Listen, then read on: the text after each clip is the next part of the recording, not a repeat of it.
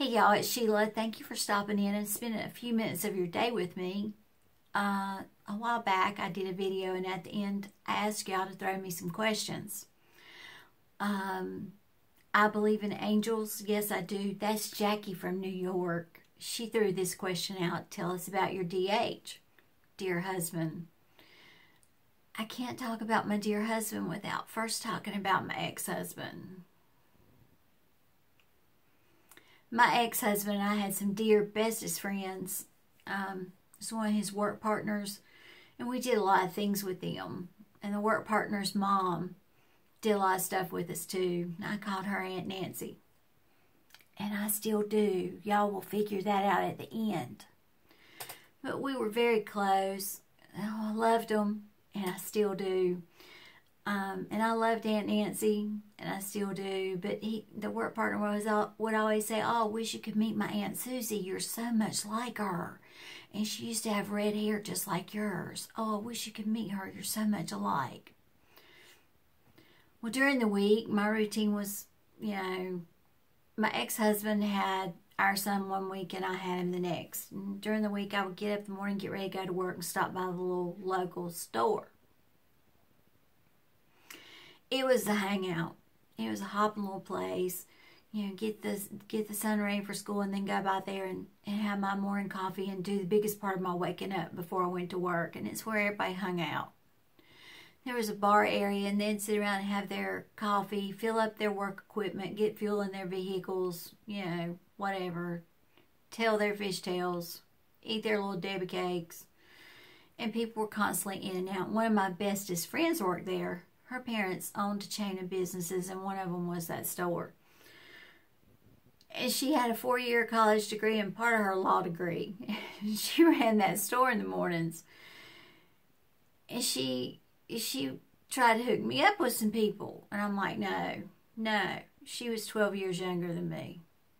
She would say, why? I'm like, well, if they're your friends, they're your age. I'm not dating anybody that young. No. And she would mention so-and-so. I'm like, no, I'm not going out with them. They're your age. No. For 4 or 5 months in a row, she kept talking about her bestest guy friend. Her bestest guy friend. He's seen you in here and he wants your phone number. He wants to go out with you, Sheila. He saw you down here the other week with the jet skis and he really wants to go out with you. He really wants to go out with you. I'm like, no. He's too young for me. She said, he's older than me. He's older than me. He's a really good guy. He's a really good guy. I'm like, no. I'm not going to be called a cougar. No. Well, one morning I told her, I said, I'm not going to be here till around 10 in the morning because I have an appointment and I can't have anything to eat or drink. So you better have me a fresh pot of coffee going when I get here. You hear me? I walked in that service. It's not a service station. I walked in that store around 10 o'clock the next morning. I go, hey, everybody's sitting there at the bar. I'm going around the counter to go to the coffee pot.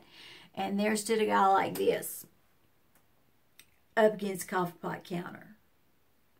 And I was like, bam, stopped dead in my tracks, looked into his blue eyes, and I just couldn't move. I was dumbstruck. I stood there staring at him. He stood there staring at me.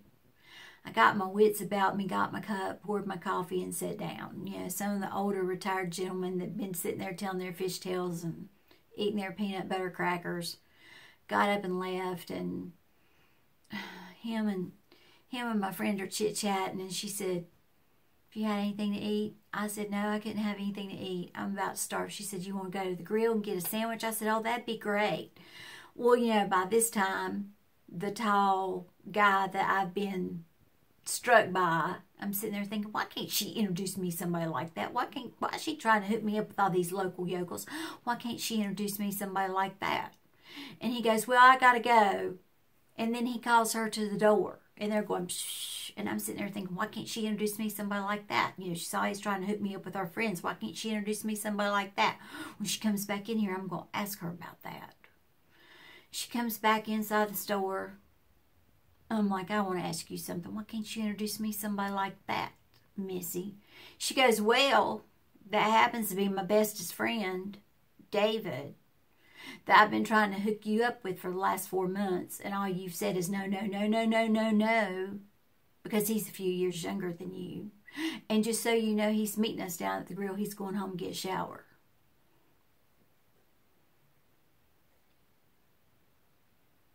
I wasn't so smart after all, was I?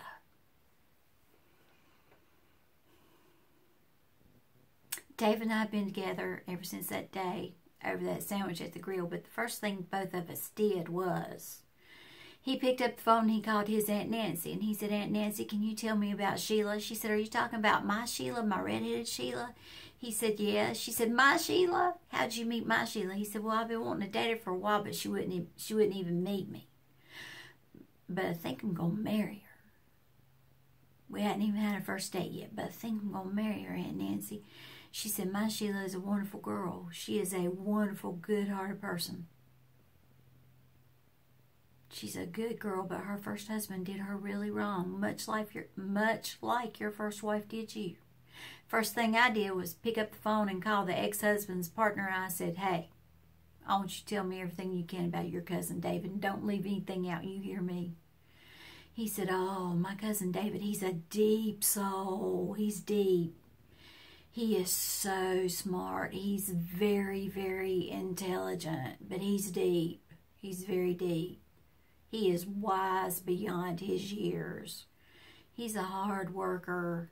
He earns a good living. Why are you asking? I said, does it matter?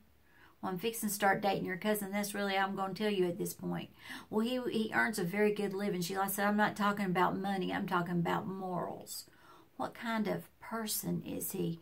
He said he is a man of integrity. And his first wife